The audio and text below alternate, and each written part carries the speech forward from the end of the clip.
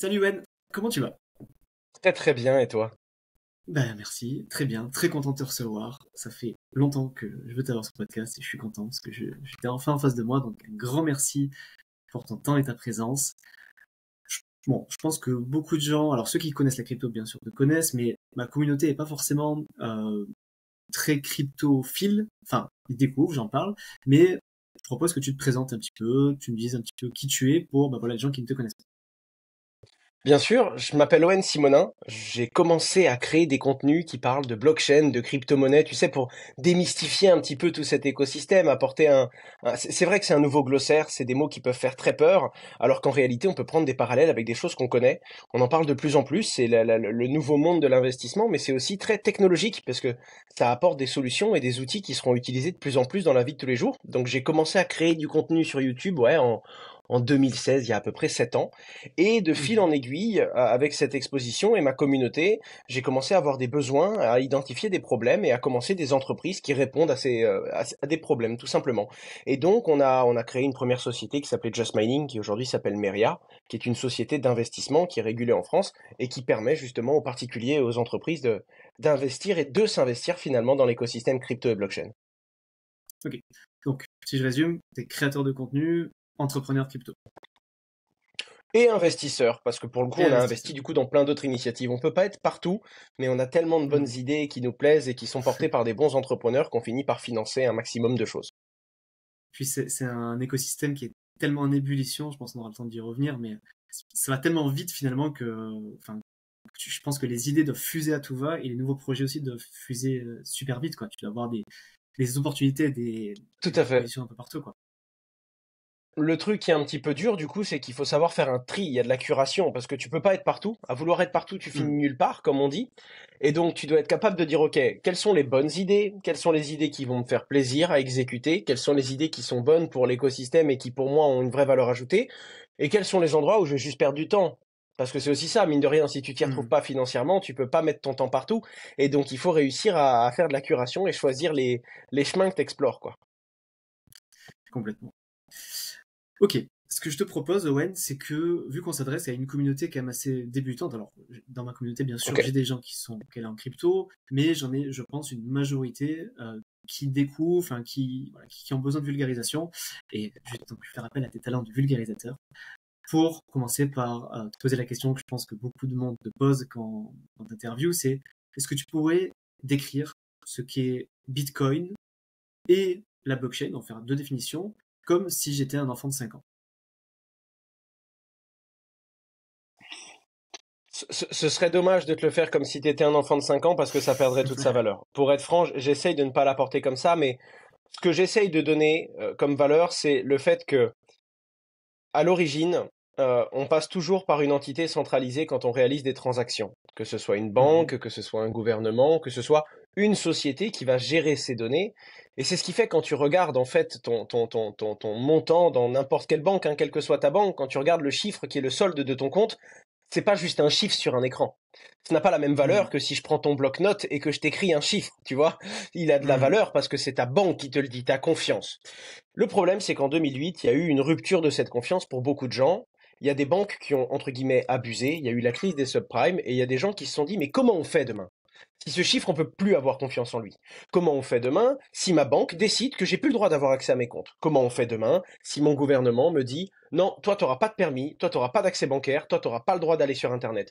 Comment est-ce que tu fais pour être connecté au reste du monde aujourd'hui alors que le troc n'existe plus, d'accord? Qu'on est dans un monde qui est très connecté, qu'on est dans un monde qui est très numérique. Comment est-ce qu'on peut établir des transactions de particulier à particulier? Il était là le problème, de peer to peer. Mhm. Ça, c'est le problème auquel répond la blockchain. Et la toute première blockchain qui répond à ce problème, c'est Bitcoin. À la base, le premier nom de Bitcoin, c'est Peer-to-Peer Cash Electronic System. Bon, Cash Electronic System, c'est simple à comprendre. Peer-to-peer, c'est de particulier à particulier. Et en Ça, gros, la c'était l'ancien blockchain, nom de Bitcoin? c'est... Ouais. En Ok. fait, c'est le premier nom qu'il a eu, parce que ça présente Bitcoin, parce que tu vas pas dire tout le temps peer-to-peer cash electronic system, si tu veux. Ça fait Mais un c'est peu le long, ouais. premier nom qu'il y avait sur ce qu'on appelle, c'est ça, le white paper de Bitcoin. Le tout premier papier qui a été posté et qui, en gros, tout simplement explique, OK, j'ai une idée. comment ça marche et comment ça va être décentralisé. Et ça, c'est la deuxième notion intéressante. Peer-to-peer, c'est le fait que ça se gère entre particuliers, mais que le réseau est sécurisé par des particuliers et est contrôlé par des particuliers. C'est-à-dire que c'est un réseau où il y a pas une seule personne qui le dirige. Il est surveillé par tout le monde, il est transparent et il est contrôlé par tout l'écosystème. Et du coup, le gros enjeu, c'était comment est-ce que tu crées un jeton, une crypto, une entité, peu importe, enfin une unité, pardon, qui, elle, est totalement infalsifiable. Parce que c'est dur, enfin tu vois, t'imagines des points dans des jeux vidéo, des pièces d'or dans World of Warcraft, des gemmes sur Candy Crush, c'est numérique, mais Candy Crush peuvent en imprimer. Un bug peut faire qu'un utilisateur peut en dupliquer. Là, tu peux pas. Si t'as un utilisateur qui peut en dupliquer, tout le Bitcoin perd sa valeur. Il fallait que ce soit mathématiquement prouvé et inviolable en réalité. Et c'est ce qui a été fait. Et du coup, Bitcoin, c'est la toute première crypto-monnaie qui est basée du coup sur cette fameuse technologie de la blockchain où en gros, c'est une façon de gérer l'information dans laquelle un utilisateur ne peut dépenser que son solde, ne peut pas envoyer plus, ne peut pas obtenir des bitcoins autrement qu'en participant à la sécurité du réseau ou en achetant à d'autres utilisateurs.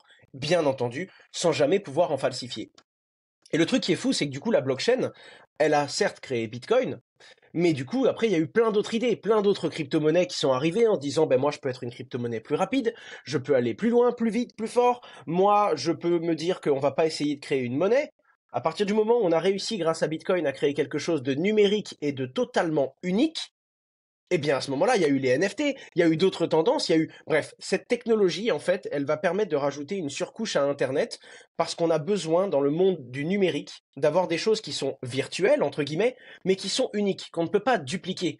On a besoin d'avoir une image et d'être capable de se dire, OK, qui l'a créée?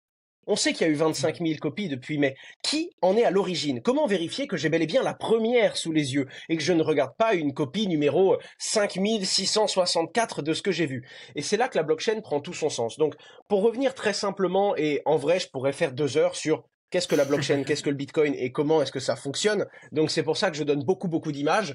Mais pour faire simple, la blockchain, c'est une façon de gérer l'information.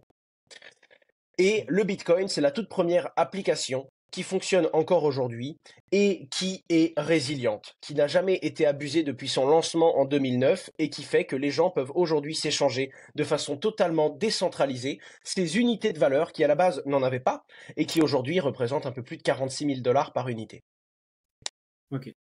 Et du coup, comment on explique aujourd'hui, parce que tu l'as dit, donc ça a commencé par Bitcoin, après il y a eu plusieurs crypto-monnaies, donc la deuxième plus connue ça va être Ethereum, après tu en as plein d'autres, les stablecoins, on va pas toutes les faire. Comment on explique aujourd'hui que le roi de la crypto reste Bitcoin? Qu'est-ce qui fait que c'est toujours, enfin tu vois, ça fait 2008, donc ça fait bientôt, ça fait 15 ans, enfin 15-16 ans. Pourquoi 15 ans après, c'est toujours elle la numéro 1? Qu'est-ce qui en fait sa spécificité? Et qu'est-ce qui en fait que c'est celle dans laquelle on a le plus confiance finalement? Alors, ce qu'il faut comprendre, c'est que même si un jour Bitcoin n'est plus à la tête du marché, ça voudra peut-être pas dire que c'est plus le roi. Déjà. On dit que c'est le roi, pourquoi? Parce que Bitcoin, c'est la crypto-monnaie qui vaut le plus cher. À l'heure où je parle, je crois que Bitcoin, c'est 52% de la valeur de toutes les crypto-monnaies qui existent. On dit qu'il a une dominance de 52%. Même si un jour une autre crypto-monnaie passe devant lui, ce qu'on appelle un flip, ça a failli arriver sur Ethereum, Ethereum a failli être valorisé autant que Bitcoin, eh ben pour moi, ça voudra pas dire que Bitcoin n'est plus le roi. Ce que je veux dire, c'est que ce serait un peu comme dire, ouais, le jour où tout l'émeraude ou le jour où tout le métal en circulation vaudra plus que l'or, l'or ne sera plus le roi. Non, l'or sera toujours le roi des métaux précieux. Même s'il y a un autre métal, et d'ailleurs je pense que c'est le cas, Voilà, il y a tellement de quantité de fer dans le monde, peut-être que le fer vaut plus que l'or. Et pourtant, l'or, je préfère en avoir par rapport à du fer. Si on te dit choisis 1 kilo d'une matière ou d'une autre, tu vas prendre de l'or. C'est ça que je veux dire. Bitcoin n'est pas comparable aux autres crypto-monnaies, et donc très important pour les jeunes auditeurs, enfin les novices, on va dire crypto, les jeunes investisseurs et ceux qui découvrent cette technologie, qui nous écoutent. Ce n'est pas parce qu'une crypto-monnaie vaudra plus peut-être un jour que Bitcoin ne sera plus le roi. Bitcoin est le roi pour, je dirais, 3 grosses raisons. Premièrement, toutes les fonctions qu'il a. Le fait que c'est lui qui a, mine de rien, créé la musique. On parle pas d'Internet, on parle du premier site Internet. c'est Bitcoin. Hmm. Donc Bitcoin est porteur de certaines valeurs. Bitcoin, à la base, a été créé suite à un courant de discussion et de pensée des cypherpunks qui voulaient une liberté numérique, qui voulaient que chacun puisse justement conserver, devenir sa propre banque sans être à la merci d'une autre institution.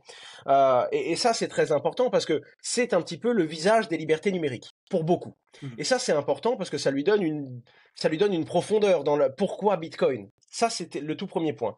Le deuxième point, c'est que Bitcoin n'a jamais été abusé.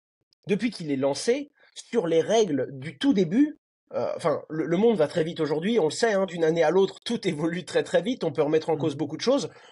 Ça s'est lancé en 2009, c'était technologique et numérique, c'est toujours à jour aujourd'hui, fonctionnel, hein, son temps de fonctionnement, c'est l'uptime, c'est le temps que tu passes en fonction, c'est supérieur à l'uptime de Facebook, de Twitter ou d'Amazon. Le truc fonctionne Hmm. 99,987% du temps. C'est vraiment, vraiment robuste.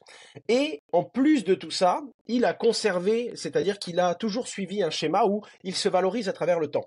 Attention, ça ne veut pas dire qu'il y a des hausses et des baisses, hein. Investir comporte des risques. Ceci n'est Hmm. pas un conseil en investissement, mais ce que je veux rappeler par là, c'est que sur du long terme, il a fédéré les gens. Ça intéresse. Il y a des gens qui viennent et qui partent uniquement pour de la spéculation, mais quand les gens s'intéressent réellement à son fonctionnement, c'est plus pareil.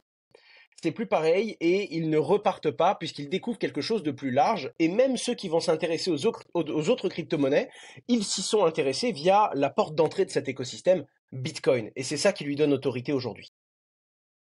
Ok. Ouais, c'est ouais, super intéressant. Moi, après, je partage et Non, ça me fait penser à un truc, c'est que tu vois, tu as dit un truc qui me paraît super pertinent. Tu dis, il y en a qui viennent pour la spéculation, donc parce qu'ils voient, ils voient qu'il y a de la traction dessus, donc ils vont essayer de tirer un profit, tout ça. Et il y a ceux qui viennent pour rester.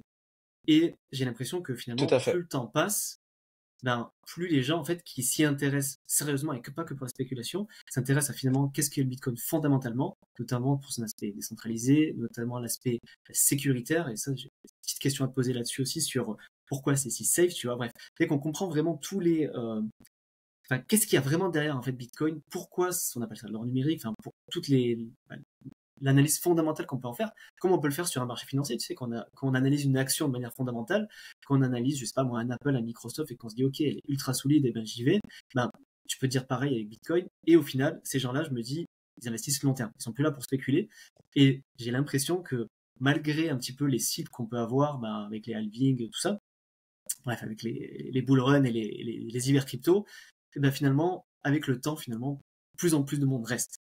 Et j'imagine que toi, tu le constates encore plus au quotidien, quoi. Non, c'est ça. Et ça vient beaucoup de sa résilience. En fait, c'est pas un système qui a jamais eu de soucis, c'est un système qui est antifragile. Quand il a un Mm. pépin, on le corrige, et du coup, c'est encore plus solide après.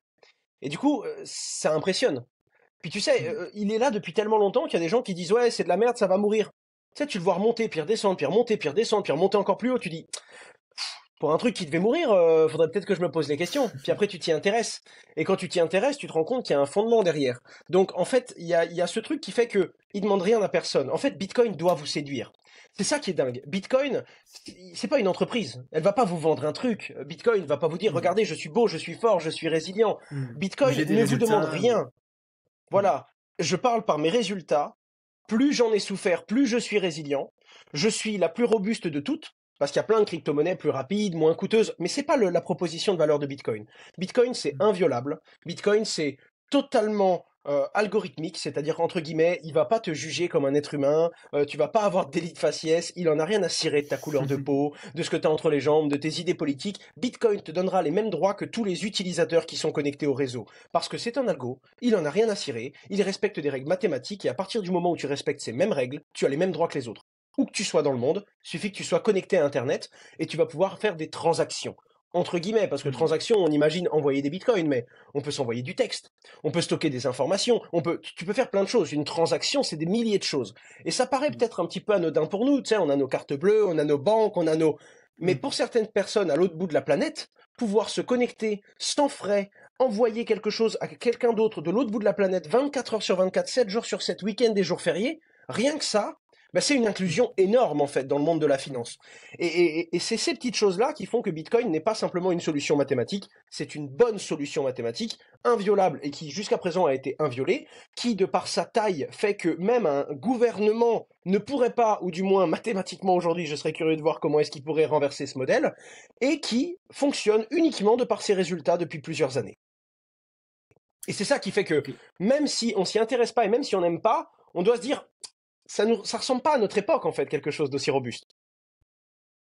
Tu as dit deux choses super intéressantes sur lesquelles j'aimerais rebondir. Tu as dit donc c'est quelque chose d'inviolable. Et je me pose la question, enfin je me pose la question, je sais plus ou moins la réponse, mais j'aimerais avoir ton avis là-dessus, c'est que finalement j'ai l'impression que moi le plus gros risque sur Bitcoin, s'il existe, c'est que finalement le côté sécurité soit remis en cause. Imagine que la blockchain se fasse hacker. Est-ce que c'est quelque chose qui a déjà été envisagé? Est-ce que c'est quelque chose qui a été essayé?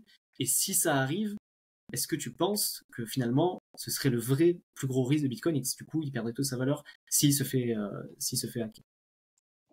Alors pour répondre à ta question et pour y répondre bien, je veux refaire un tout petit parallèle sur la technologie.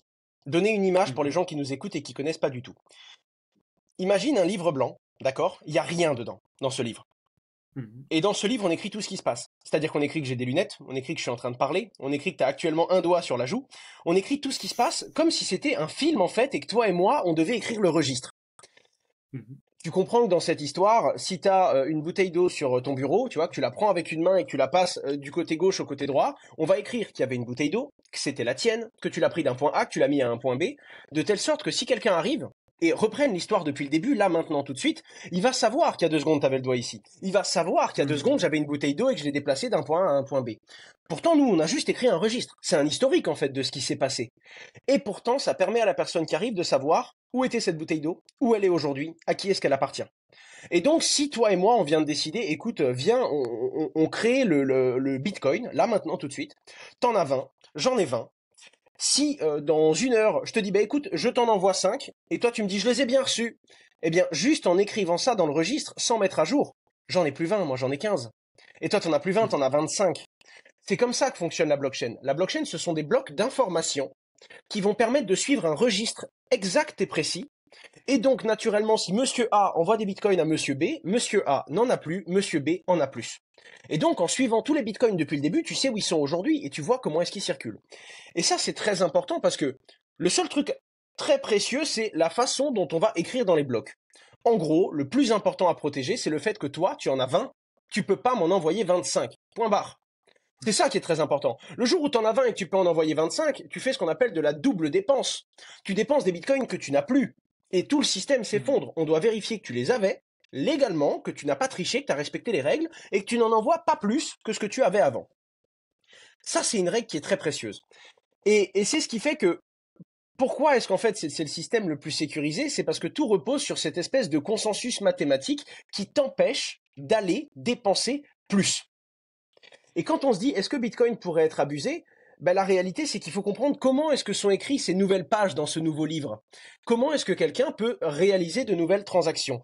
Et là c'est un mécanisme mathématique complexe qui va unir ce qu'on appelle des nœuds, des Mhm. mineurs, tu as dû entendre parler des mineurs de crypto-monnaie, et c'est Mhm. tout ce système complexe qui fait que tu peux pas dépenser plus que ce que tu as. Et ce qui ferait peur, c'est que quelqu'un arrive à un consensus de sécurité où il est capable de dépenser plus que ce qu'il a.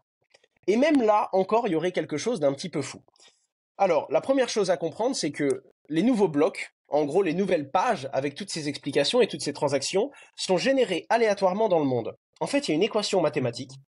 qui va être traitée par des millions d'ordinateurs dans le monde. C'est un petit peu comme si je te donne une équation avec un inconnu, et toi, tu es un ordinateur, tu essayes toutes les combinaisons possibles. Tu remplaces x par 1, par 2, par 3, par 4, par Mhm. A, par B, par C. Tu vas tout essayer. Mais dis-toi que tous les ordinateurs du monde font le même calcul au même moment. Et donc, naturellement, comme on a tous une puissance différente, il y a un moment où il y a un ordinateur qui va trouver la réponse avant les autres.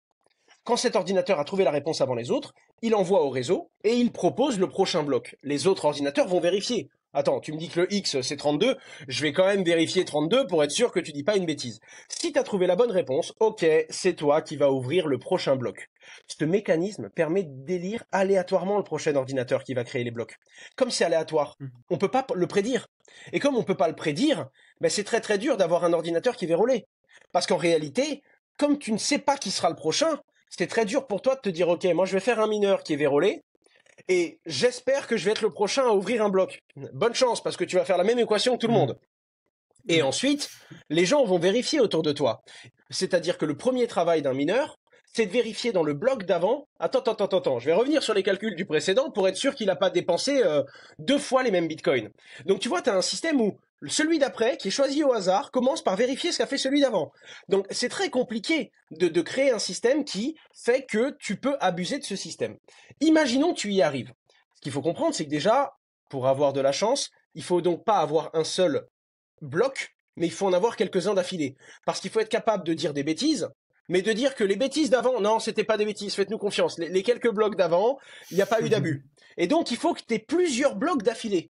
Il te faut une méga grosse puissance informatique pour ça. Et pour avoir cette méga grosse puissance informatique, il te faut énormément de matériel spécialisé. Les mineurs de Bitcoin, c'est du matériel très spécialisé. Et en plus de ça, énormément d'électricité, parce que ça consomme de l'énergie. Donc tu dois avoir une ressource qui est infalsifiable, de l'énergie. Et là, tu arrives sur un truc en mode attends. Bitcoin est une monnaie basée sur la consommation énergétique, qui est une énergie infalsifiable. Et Henry Ford, en 1921, a essayé de créer une monnaie basée sur l'énergie, et il n'en avait pas la capacité parce qu'il n'avait pas la technologie. Et c'est ça, Bitcoin. C'est une monnaie basée sur quelque chose d'infalsifiable, on ne peut pas tricher avec. Et la dernière chose, c'est que, imaginons que tu y arrives. Ok, t'as énormément de moyens financiers, t'as acheté tellement d'argent, t'as dépensé des milliards, et encore, t'arrives à avoir une grosse partie de la puissance du réseau. Tu es très bon, donc tu arrives à faire en sorte de verrouiller 4-5 blocs de transactions en mentant sur 2, 3, 4, 5 pages en disant oui, j'ai 20 bitcoins, mais je peux en dépenser 40. Eh ben, le réseau Bitcoin reste transparent. Rappelons que ce livre, quand on appelle ça la blockchain, tout le monde peut ouvrir un bloc et voir Monsieur A a envoyé à Monsieur B. Donc à un moment, t'as quelqu'un qui va dire, attendez là, lui il avait 10, il a dépensé 15, il y a un souci. Et à la minute où on va voir ce souci, ben t'as plus envie d'avoir des bitcoins, t'as plus confiance au truc. Toi, t'en as 10, tu les as achetés, ça te coûte une fortune. Ben il va se casser la gueule instantanément, tout le monde panique, tout le monde va vendre. Et le plus gros perdant dans cette histoire, c'est celui qui a obtenu 51% de la puissance du réseau, qui a dépensé des milliards en machines, et qui a... Et voilà. Et donc en fait, le système est fait pour que, en gros, le plus gros shark de ce réseau doive rester à sa place. Et ne doit pas monter au-dessus.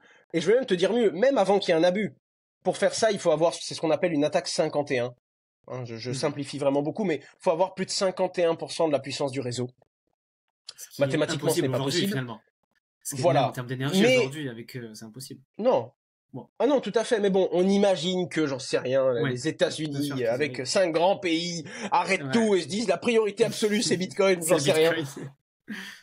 Eh ben, à ce moment-là, ils arriveraient dans une position où ce seraient les plus grands perdants financièrement de cette équation, quoi. Et c'est ça qui est assez dingue. Et c'est ça que je trouve super intéressant, c'est que finalement ça démotive toute malveillance. Parce que tu dis que le mec qui arrive à faire tout ce que tu as dit, c'est-à-dire avoir les 51% du réseau, donc il va dépenser énormément d'argent et de temps, d'énergie, pour au final tout perdre, parce que ça vaudra, vu que la confiance dans le réseau sera perdue, ça vaudra plus rien. Et puis il y a même d'autres choses, parce que il te faut pas n'importe quel matériel informatique. D'ailleurs, je vais te donner la petite image qui va avec le mineur, mais on appelle ça un mineur parce qu'au début, tu branchais ton ordinateur, il faisait des calculs toute la journée, mais t'étais pas sûr de sécuriser un bloc. Tu vois ce que je veux dire? T'étais pas sûr de trouver l'équation, en fait. Et donc, des fois, t'as des mineurs qui tournaient pendant des mois, qui rapportaient rien, et des fois, tu pouvais brancher ton mineur 1 heure et trouver un bloc. Et là, jackpot.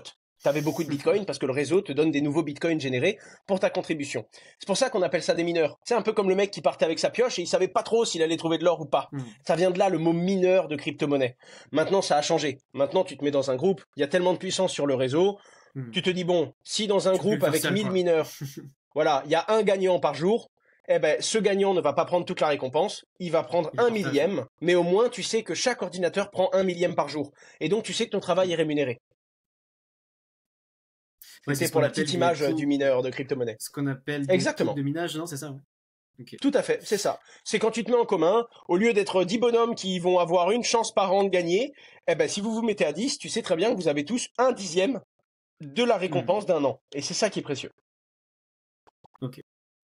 Écoute, super Owen. Alors c'était très tech, hein, pour le coup. Il y a peut-être des gens qui vont pas nous suivre. J'ai essayé d'imager à mort. Hein. Tu sais, c'est le truc où les experts de Bitcoin me disent, mec, c'était pas tout à fait exact. Et les gens disent, c'était un peu compliqué. Mais voilà, c'est les grandes valeurs qui font. Moi, je t'ai compris. J'espère vraiment qu'on n'a pas perdu l'auditoire. Donc, volontairement, je passe un peu du coq à l'âne et je vais parler d'un sujet un peu plus d'actualité que j'ai prévu d'aborder un peu plus tard, mais j'ai envie de recapter l'attention potentielle des auditeurs qui nous auraient perdu. Même si je t'ai trouvé très clair, à titre perso, mais euh, tout le monde en parlait. Ça y est, c'est arrivé, le TF Spot. Ouais. Qu'est-ce que t'en penses? Pour poser la question simple. Qu'est-ce que tu en penses? Est-ce que tu penses C'est que très c'est une dur. bonne nouvelle pour le petit particulier qui veut s'investir en termes de Bitcoin? Je te parle pas du côté philosophique du Bitcoin. Je pense qu'on y reviendra après de si c'est mieux ou pas de le faire via un ETF ou En bien fait, en c'est ça. direct. La réponse, elle est dans 3 angles. La spéculation, le marché à l'heure actuelle et le crédit qu'il a, et la philosophie de Bitcoin. Et c'est pas la même réponse. Pour la spéculation, Hmm. oui, c'est le plus gros tuyau de liquidité qui a été installé. Ça va permettre à tout Wall Street et aux plus gros fonds du monde d'investir sur un produit régulé à moindre frais pour s'exposer en Bitcoin. C'est génial. Pour le Et c'est tout le monde marché, peut le faire ça le finalement. crédibilise. Ah non, Ça tout veut le monde dire peut que le faire. Et puis à moindre coût. n'importe quel particulier qui soit sur un fonds de pension un peu. Alors j'imagine que ça arrivera en France dans un second temps. Ça sera d'abord aux États-Unis, mais à terme théoriquement ça Mm. devrait arriver sur une assurance vie, sur un PEA, sur un titre et tout le monde pourrait y investir Oui, et puis surtout, c'est simple. Pour tous ceux qui n'ont pas fait l'effort de comprendre, ça leur permet d'en avoir sans comprendre ce que c'est. sans comprendre, C'est sans tout. avoir à Parce qu'en ouvrir vrai, un si tu compte comprends crypto, machin. Bitcoin, voilà, si t'achètes vraiment ton Bitcoin, si t'as compris le délire, si t'as Mm. compris le fait d'être ta propre banque, si t'as compris que ce que tu veux, c'est que rien ne puisse se mettre en travers de ta responsabilité financière et ta liberté financière, et toi, eh ben en réalité, tu le veux ton Bitcoin, tu le veux sur ta clé Truc, c'est privée, à tu le veux toi. dans la blockchain, tu le veux pas sur BlackRock. Mm. Et donc Mais d'un autre côté, d'où Bitcoin est l'angle une monnaie philosophique. totalement libre. Ouais. Oui, oui, c'est ça. Mais après, Bitcoin est une monnaie totalement libre, donc par définition, bah, ils ont envie de faire des ETF avec, ils peuvent. C'est une monnaie Mm. libre.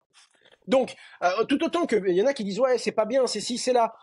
Tu ne peux pas te battre pour un Bitcoin totalement libre où les gens en font ce qu'ils veulent et dire c'est pas bien, BlackRock en fait un ETF. Non, si demain j'ai envie d'en faire de la Mm. pâte à modeler, je dois pouvoir en faire de la pâte à modeler. Tu vois, c'est le concept du truc. Tu fais ce que tu veux. Donc ça, c'est une chose qui est importante à comprendre. Pour le marché, ça le crédibilise. Tu parles quand même à un entrepreneur qui a des boîtes d'investissement. Le Bitcoin est repassé de 19 000 $ à plus de 47 000 quand il y a eu l'annonce. Ça remet du beurre dans les épinards. Ça intéresse les gens. Wall Street se tourne dessus. Des gros entrepreneurs qui disaient que c'était de la merde se disent on va creuser quand même. On va essayer de comprendre. Il y a quoi Finalement, c'est derrière pas parce que si mal. pour que BlackRock change d'avis, on a peut-être raté quelque chose. Donc ça Mm. donne du crédit à l'entièreté de l'écosystème et à la profession dans sa manière de manière générale, que ce soit tech ou que ce soit financière. Mais quand on regarde la philosophie de Bitcoin, est-ce que c'est cool qu'un gros acteur en ait une très très grosse quantité? Est-ce que c'est cool que les gens en détiennent sans vraiment le détenir? Parce que c'est BlackRock qui détient les Bitcoins, c'est pas eux. Est-ce que c'est cool qu'on puisse l'acheter par un intermédiaire alors que c'est une monnaie qui a tué les intermédiaires? Je sais pas. Bah, Tu vois, c'est sur le vraiment, côté. il y a différents points de vue, ça dépend de ce que vous allez chercher chez Bitcoin. Pour certains aspects de ce que Mm. Bitcoin m'apportait, je suis déçu. Pour tous les autres aspects de ma vie où je travaille dedans et où j'investis, et évidemment, je vais pas me plaindre, hein, Mm. c'est la dissonance la grosse dissonance qu'ont les Bitcoiners aujourd'hui, qui sont totalement contre, parce que c'est contre leurs idéologies. En attendant, ils regardent leur portefeuille le matin, ils font, bon, je suis contre, mais c'est une belle Ça, matinée, quand même, tu vois. ça fait déjà bien, hein, 45 000, c'est pas mal. Hum. Ok, alors j'ai une question un peu technique sur lequel, enfin, j'ai un doute en fait, et je suis curieux de savoir si tu sais la réponse. C'est que là, je vais parler plutôt côté, on va mixer la finance tradie et la crypto. C'est que, alors, je pense que les gens quand même savent, mais je le répète, le Bitcoin a une quantité limitée, donc à 21 millions de Bitcoin. Aujourd'hui, on en a émis, si je dis pas de bêtises, 19,5 millions, quelque chose comme ça, ou pas loin, enfin 19 et les brouettes, je crois. 19 Euh, 560, ouais. Oh, j'étais pas loin, tu vois. Et je me dis, à partir du moment où tu as un ETF, ça veut dire que si tu as une réplication physique, donc le gestionnaire est censé posséder le sous-jacent qui En est le un pour Bitcoin. un. Tout à fait. Donc ça veut dire que si théoriquement les ETF arrivent et qu'il y a un énorme afflux de liquidité de, je sais pas moi, tous les particuliers US, européens, peu importe, est-ce qu'il n'y a pas un souci de liquidité, tu vois? Comment on va se partager tous ces bitcoins finalement? Je sais pas Alors si tu t'es déjà, déjà il est posé la divisible, question hein. ou si tu déjà On pensé à peut ça. acheter, ouais. On peut acheter 0,000000001 Bitcoin. Donc c'est pas un Mhm. souci on pourra toujours en avoir un petit peu. Enfin, il est vraiment divisible le truc, donc il est scalable sur ce point-là en tout cas.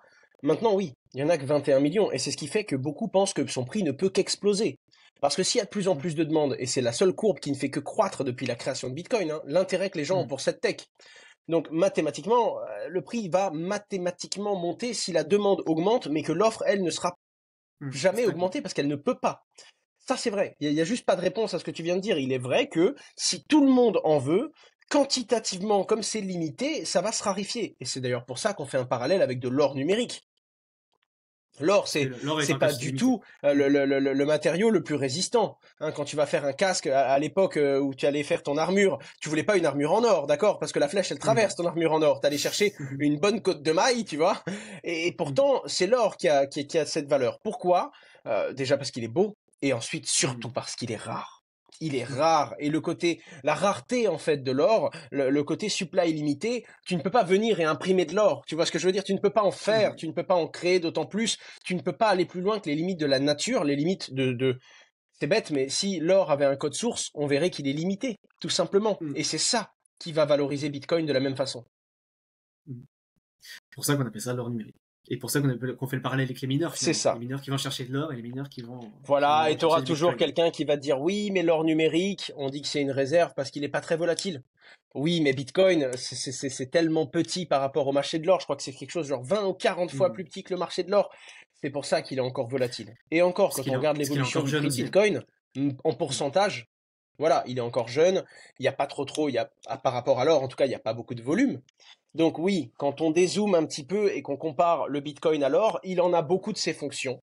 Mais il a encore, d'un point de vue financier, d'un point de vue de ses volumes, d'un point de vue du nombre de personnes qui en détiennent, encore beaucoup moins, il a beaucoup moins de liquidité, il est beaucoup plus jeune. C'est pour ça qu'il est encore plus volatile. Okay. Pour le moment. Alors juste Owen, je fais une petite pause, j'en profite juste pour faire un petit disclaimer avant que j'oublie, alors je le ferai aussi en intro, mais on vante beaucoup les mérites du Bitcoin tous les deux, je pense que t'aimes beaucoup ça, moi aussi je suis investisseur, machin, évidemment, on en parle parce qu'on aime ça, ce n'est absolument pas un conseil d'investissement, vous devez faire votre propre recherche, tout ce qui monte vite est risqué, ça veut dire que, enfin je le dis très mal, tu le dis mieux que moi, mais ça veut dire que vous pouvez perdre de l'argent aussi rapidement que ce que vous en gagnez. Donc évidemment, on n'est pas en train de vous dire acheter du Bitcoin tête baissée, l'intérêt de cet épisode c'est de faire de l'éducation, vous expliquer un peu les bases, de comprendre un peu ça et d'éveiller votre curiosité pour vous intéresser à cette position.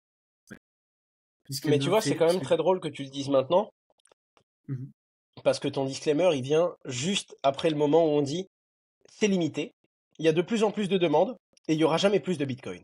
C'est ça. C'est quand même fou, hein. Parce que c'est bête, mais ce que ça crée dans le cerveau, le biais cognitif que ça t'allume, c'est la première fois que j'ai entendu ça, je me suis dit, wow, alors je sais pas où, comment, mais faut que j'en mette un peu de côté, on sait jamais, tu vois, sur un malentendu. Tu vois. C'est ça. Et je comprends tout à fait ton disclaimer ici. Ouais, comment je vais faire? Ça m'est venu parce que je me dis, oh là, je me mets à la tête de la place d'un mec, oh là, il faut absolument que j'en achète, c'est au bout d'une demi-heure, c'est bon, ils m'ont convaincu, je mets tapis dessus. Non, on se calme. Non, absolument pas. Et pour le coup, ouais, hein, donc c'est vrai, ce que tu as dit est vrai. Hein. On dit que l'argent rapide existe, parce que tu peux également en perdre rapidement, mais l'argent facile, lui, n'existe pas. C'est justement d'ailleurs le problème des crypto-monnaies, c'est que beaucoup de gens viennent en espérant gagner rapidement sur quelques heures, quelques jours, quelques semaines. C'est même du gambling, tellement c'est volatile. C'est sur des années de conservation où on va en gros... En fait, c'est un petit peu comme Internet au début, tu sais. Parier sur Internet et sur le fait que ça va changer le monde en 10, 15, 20 ans, c'est une conviction. Parier sur le premier site Internet et se dire, c'est sûr, lui, c'est Google, moi, je le ferai pas. Voilà, c'est ça qu'il faut comprendre. C'est clair.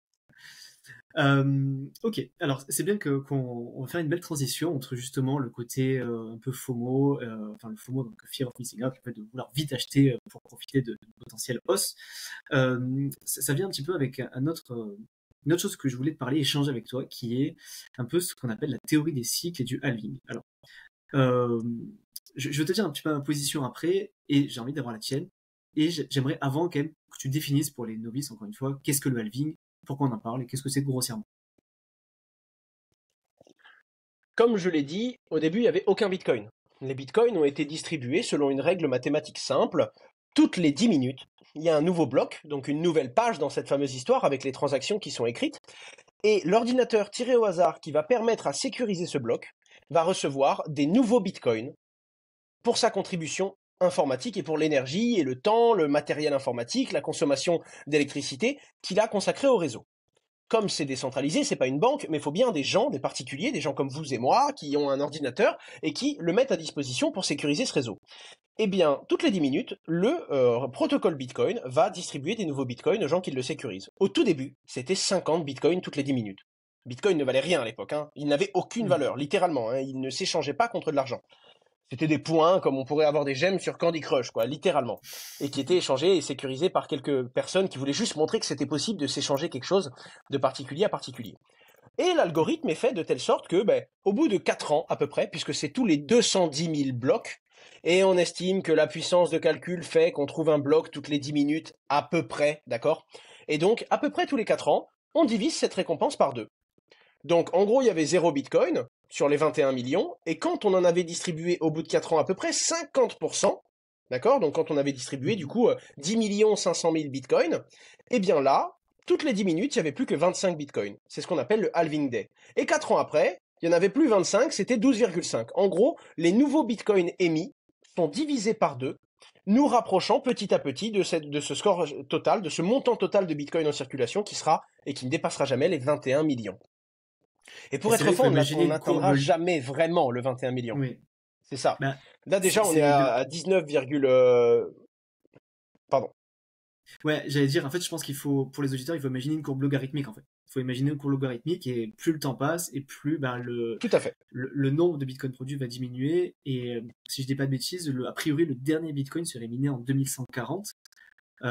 Mais du coup, ça m'intéresse parce que qu'a priori, ça ne sera jamais vrai. Enfin, est-ce que cette date de 2140, est-ce qu'elle est certaine? C'est-à-dire, est-ce que c'est vraiment ce moment-là? Il y a 3 trucs. Premièrement, si tu réduis de 50%, t'es censé te rapprocher, mais t'es censé jamais toucher le bout. Tu vois ce que je veux dire?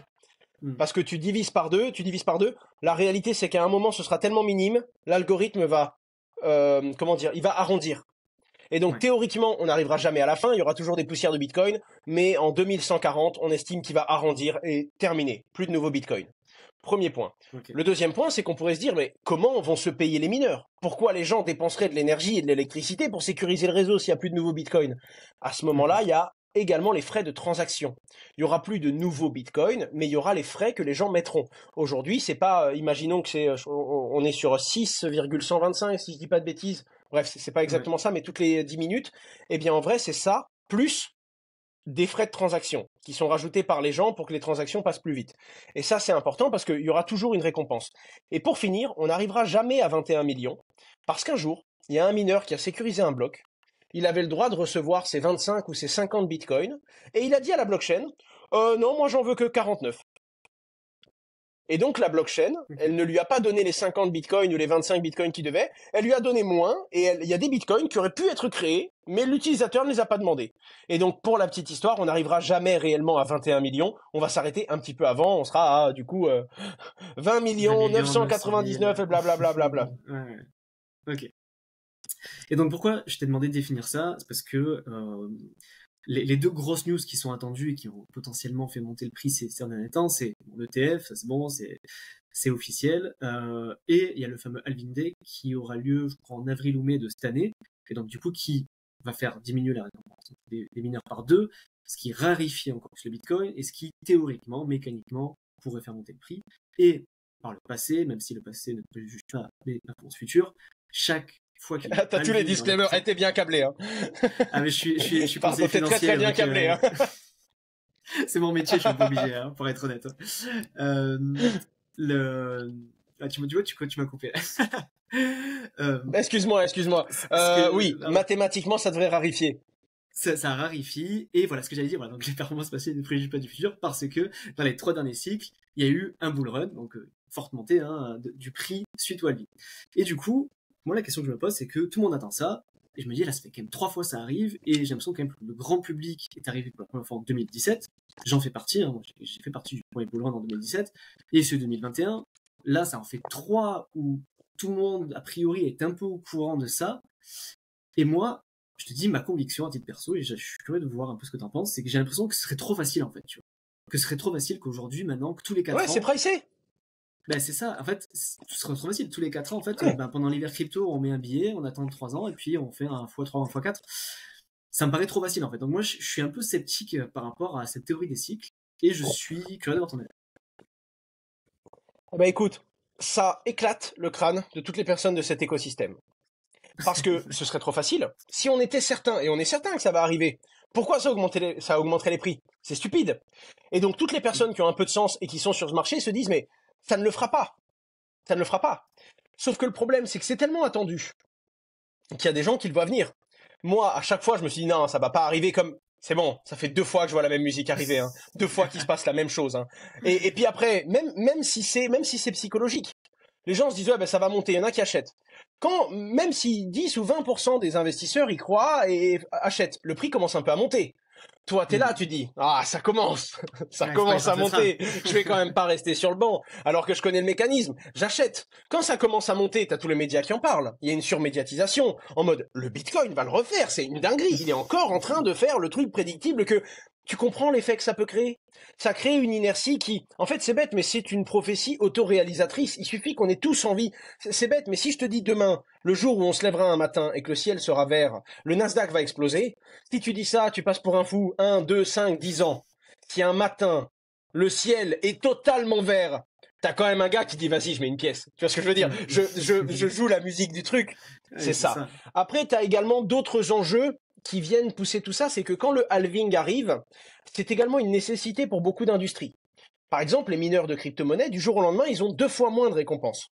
Et donc eux, ce qui se passe, c'est que soit le Bitcoin est relativement haut, et ils arrivent quand même à être rentables avec 2 fois moins de récompenses, soit ils sont plus rentables. Ça coûte plus cher en matériel et en électricité que ce que ça rapporte. Eh ben, tu débranches ta machine. Mais quand tu débranches ta machine, tu augmentes la quantité de Bitcoin que ceux encore branchés reçoivent. Donc tu vois, il y a plein de petites règles qui sont modifiées. Et il y a plein de trucs qui font que, bon, bah, il y a des gens qui se positionnent quand même. Et regarde, c'est tout bête, mais BlackRock ne lance pas son bull run. Je sais pas pourquoi il y a eu un pouce comme ça sur mon image. Oui, moi non plus, je sais pas. Tu vois, BlackRock... Il y a quelqu'un qui m'a dit c'est super.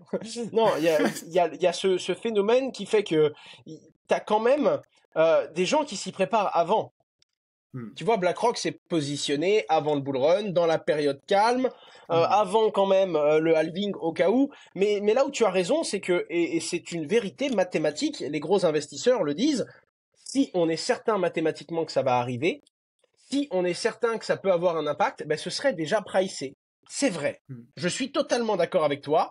Et c'est ce qui fait que c'est particulier, mais c'est tellement attendu, tellement regardé. Et moi, j'ai déjà parlé du coup à des bonhommes qui m'avaient dit, écoute, c'est certain, c'est pricé, ça va pas remonter après le halving. 1 bull run, 2 bull run. Maintenant, je leur dis, écoute, moi, je vais parier sur ceux en quoi je ne crois pas, mais je vais quand même être positionné parce que la réalité, c'est que les bons moments pour rentrer sont généralement en sortie de bull run quand les cryptos s'effondrent. Et donc, si tu es là pour la conservation long terme, tu es déjà positionné quand un bull run arrive, quand il risque d'arriver. Tu es déjà positionné au halving. Même si ce n'est pas pour la conviction que ça va monter, tu es censé être déjà positionné à ce moment-là. Parce que tu y vas pas pour le bull run, tu y vas parce que tu as la conviction, parce que tu as regardé les fondamentaux de Bitcoin et Exactement. Et tu y vas pas pour faire un court terme. Même si d'un point de vue purement spéculatif, ça va te faire un peu mal quand tu dis oh, il y a un bull run, oh bah il y a le halving, oh bah les cryptos montent, oh bah oh, je vois vraiment pas comment on a pu le voir venir, tu vois. C'est ça.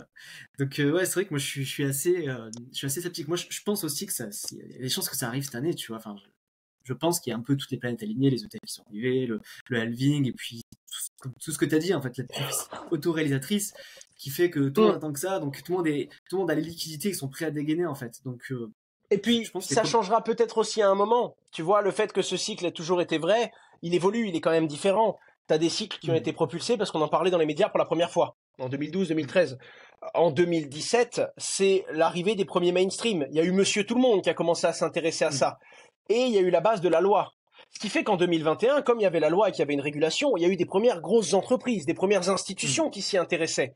Et là, maintenant, avec BlackRock, il y a la tuyauterie pour les institutions. Donc, les cycles sont quand même différents.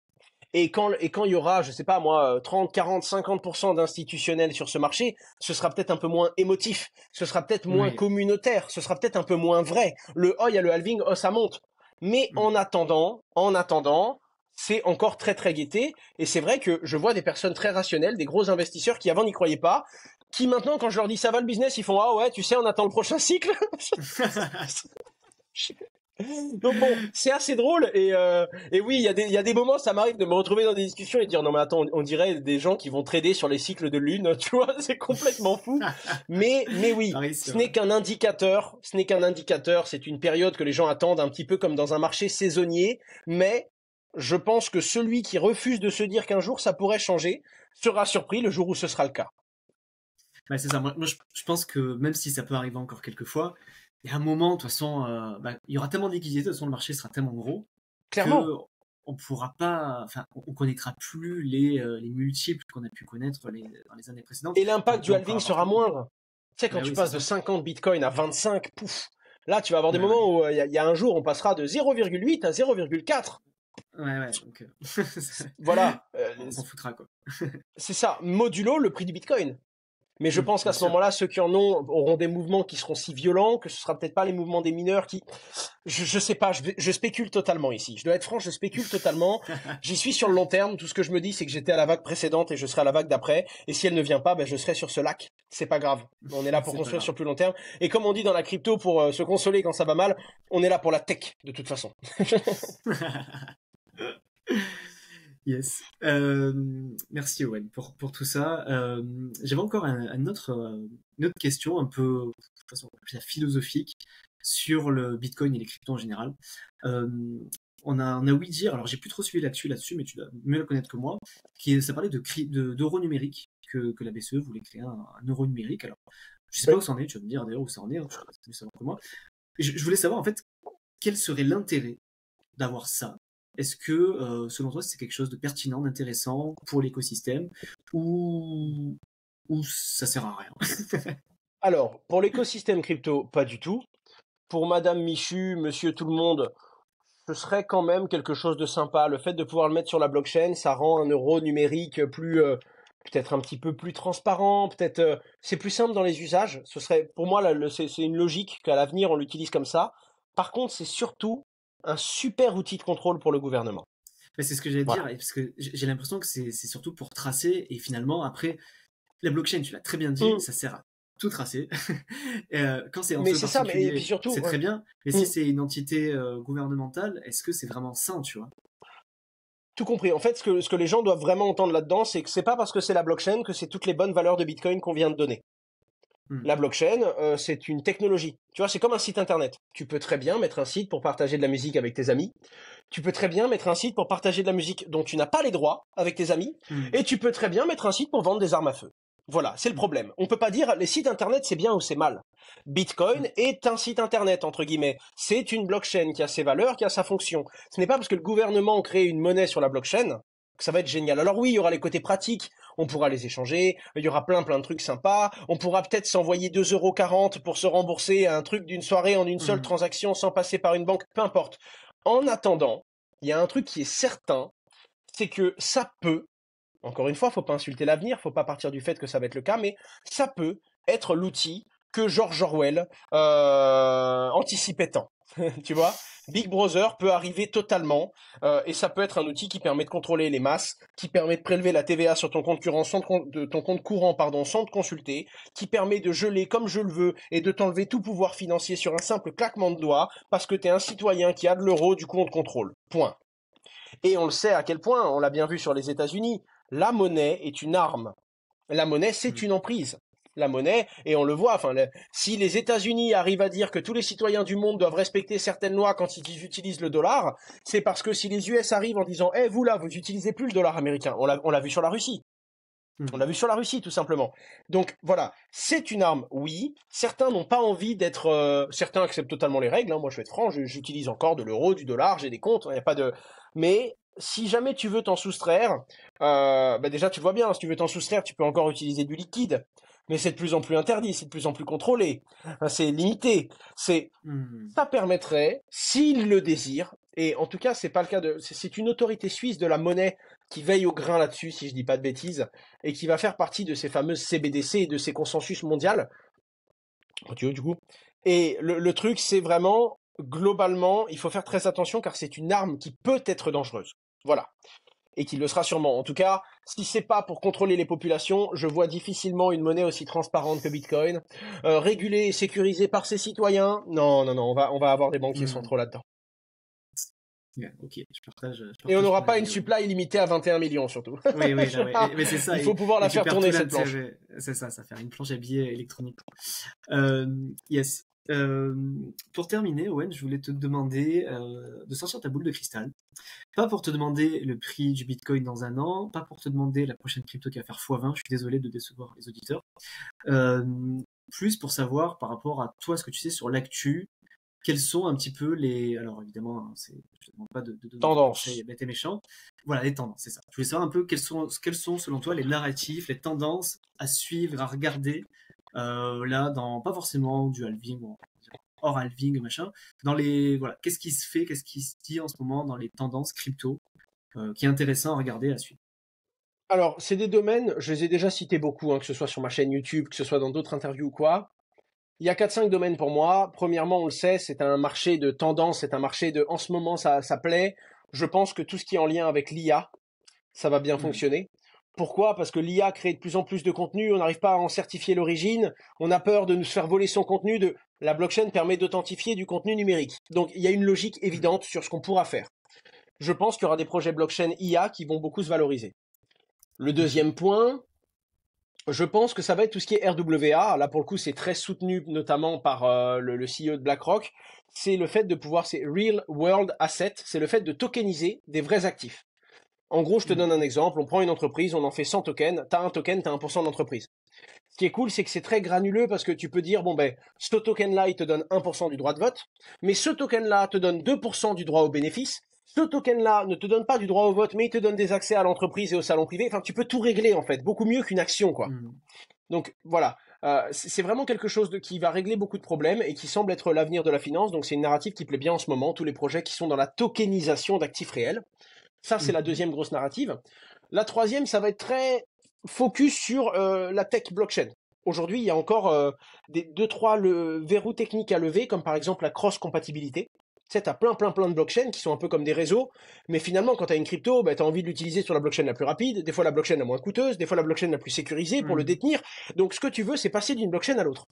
Et ça, il faut des standards. Les projets et les cryptos qui vont permettre des standards de cross-compatibilité, qui vont permettre que ce soit des ponts, des bridges, des standards tech, peu Hmm. importe, c'est important et on n'a pas encore trouvé la base qui met tout le monde d'accord. T'en as pas Ensuite, eu, tu as... c'est pas, Pardon. si je dis pas, alors franchement, je suis moins calé que Dis-moi. toi, mais Polkadot, c'est pas leur concept, non, de faire ça? Ils ont une partie de compatibilité, mais non, Polkadot est un layer one. C'est pas un projet Ok, dont le but c'est uniquement de communiquer avec tout le reste. Mais ok, pour le coup, layer 0, c'est son but. Pour ok, le layer zero. coup, enfin, il y a Layer 0, c'est son but, Axelar, c'est son but, il y a des bridges, des ponts, Hmm. comme leur nom le dit, qui servent qu'à ça. Donc, on est encore en train d'essayer de pas mal de choses, il y a encore de la casse, mais on s'y dirige. Ensuite, je pense qu'il y a également le Zero Knowledge, ce Hmm. qu'on appelle les ZK roll-up. Alors déjà, c'est des Hmm. roll-up, donc c'est des layer 2, c'est-à-dire que ce sont des secondes couches qui permettent d'être très scalables, de faire beaucoup de transactions très peu coûteuses, et qui gardent la sécurité d'une première couche, parce que tu l'as compris. Si on veut aller beaucoup plus vite et payer beaucoup moins cher, on s'éloigne de la sécurité de la grosse machine qu'est Bitcoin. Hmm. Donc le but, c'est de trouver ce consensus. Comment aller très vite, très peu coûteux, pour toutes nos transactions, mais finalement les sécuriser sur un réseau où on ne pourra pas mentir, on ne pourra pas tricher. On ne pourra pas consommer deux fois la même, envoyer deux fois le même Bitcoin, quoi, finalement. Et ce qui est un peu énorme, c'est que le Zero Knowledge, c'est une technologie qui permet d'avoir très peu d'informations. Donc, donner encore plus de vie privée, donner encore plus de scalabilité à ce réseau, aller encore plus vite, mais sans perdre en sécurité. Et ça, c'est un truc où il y a encore de la recherche et de la R&D à faire, mais il y a des projets complètement fous comme Starknet qui sont dessus, comme ZK Syncera, en fait, il y en a vraiment beaucoup maintenant qui se lancent sur les roll-up, ce qu'on appelle des optimistic roll-up ou des zero knowledge roll-up, c'est des technologies qui sont, d'un point de vue tech hein, purement, qui vont être au cœur de beaucoup d'évolutions, et il y aura beaucoup de valorisation dans ce domaine-là, parce que c'est des problèmes qui sont identifiés et pas encore totalement résolus. Il y a également l'account abstraction. Ça, c'est une tech qui est en train de se développer, qui va également arriver et faire beaucoup de bruit sur Ethereum. C'est vraiment le côté, pour moi, c'est l'accomplissement on va l'utiliser sans comprendre ce que c'est. Tu sais, Internet, c'est devenu connu à ce moment-là. Si je te demande comment fonctionne le protocole TCP/IP, je vais t'embêter, tu vois, ça t'intéresse pas. Toi, tu utilises Internet. On est là en train de faire notre call à distance. On n'a pas envie d'expliquer comment fonctionne le protocole. Et heureusement, ils nous ont pas demandé de coder cette application et les flux vidéo et les paquets qu'on s'envoie. Et on l'utilise parce que c'est évident. Eh bien, je pense que l'account abstraction, comme son nom l'explique, tu vas pouvoir utiliser la blockchain en faisant abstraction de ta clé privée, ta clé publique, comment fonctionne ton portefeuille crypto, tout ça. Et ça, c'est précieux. Ça, c'est précieux et c'était relativement important. Je pense que ça arrive et ce sera une phase très très importante, une grosse narrative parce que ça va être pour moi l'entrée dans tout le monde l'utilise sans même s'en rendre compte. Ok. Et puis après, t'as évidemment de la DeFi, des NFT, mais je t'ai donné quelques grosses narratives qui, pour moi, vont porter le marché sur du moyen court terme. Après, ça change, ça bouge, et on n'est pas à l'abri que demain, ce soit l'informatique quantique qui vienne créer une nouvelle tendance, ou je ne sais quoi, le nucléaire, ça va très très vite, et les tendances mélangent à la fois des vraies réalités, des vrais besoins, et des tendances sur les réseaux, et ce que les gens disent, oh, ça je le sens bien, ça va être la prochaine révolution. Yes. Alors, si je récapitule un petit peu les tendances que tu as dit, donc l'IA, les ZK Rollup, les Real World Assets, les RWA, cross-compatibilité. Les cross-compatibilités, donc ce qui permet de communiquer entre chaque blockchain. Et la cinquième, c'est la dernière que tu as dit, j'ai oublié le nom, c'est Account Abstraction. Account Extraction. Ok. Moi, voilà, j'ai résumé ça pour les gens qui auraient été un petit peu perdus. Merci Owen, franchement, c'était passionnant d'échanger avec toi. Un plaisir. Je vais terminer juste sur une petite question. Alors, c'est une question que je fais plus trop sur le podcast. Je suis désolé si les auditeurs aimaient ça. J'avais tendance à faire une petite tradition. Je demandais toujours un bouquin à recommander. En fait, je crois que je l'ai tellement fait qu'il revenait tellement souvent que je pense que ça m'a un peu gavé. Mais je suis vraiment curieux d'avoir le tien. Et dans l'idéal, que tu me donnes quelque chose dans l'écosystème blockchain crypto, parce que moi-même à titre perso, je connais pas beaucoup et je crois qu'il n'y en a pas beaucoup. Écoute, est-ce que tu as déjà lu J'en ai déjà lu, oui. Il y a Bitcoin Standard qui est incroyable, qui est vraiment vraiment un bon bouquin, mais c'est en anglais et c'est assez tech, donc je dois t'avouer que pour le débutant qui nous écoute, pas de plaisir. Très très peu de plaisir, tu vois, c'est vraiment Moby Dick mais la version officielle, tu vois, tu lis le truc, tu dis mais comment on peut digérer ça? Après, il y a la version débutant pour démarrer. Il y a, c'est un livre d'Alexandre Stachenko et de Claire Balva. C'est vraiment le Bitcoin, mais simple, quoi. C'est une explication qui est très très simple. J'ai peur de te dire une bêtise sur le titre exact, mais pour moi, tu tapes Bitcoin simple et tu vas tomber dessus parce que c'est vraiment la référence pour. C'est un livre avec une super couverture verte, ça va vous marquer. Et pour le coup, c'est vraiment le livre que j'ai. En fait, c'est simple. Je l'ai offert à toutes les personnes qui voulaient s'y intéresser, qui voulaient démarrer, et on m'a fait un retour qui est super bon dessus. Donc c'est vraiment le livre que je recommande pour démarrer. Et sinon, rien à voir avec la blockchain et les cryptos, mais c'est un livre qui, moi, m'a fait grandir. Quand j'ai commencé à me lancer dans l'entrepreneuriat, j'ai lu ça, j'avais 20 ans et ça m'a donné des bases et de la vie que j'utilise toujours aujourd'hui. Factfulness. Ah, putain, j'ai adoré ce livre. C'est une bombe. C'est une bombe. C'était un invité qui me l'avait dit, justement. Et du coup, je l'avais lu parce qu'il m'avait pitché le livre. D'ailleurs, je veux bien que tu pitches le livre parce que moi, je l'ai adoré aussi. Comme son nom l'indique, la factualité. Dans la vie, vous allez être influencé par des choses qu'on dit, des choses que vous allez entendre, des choses que certains pensent, des courants, des narratifs, des pensées, des moments, des instants, des sentiments.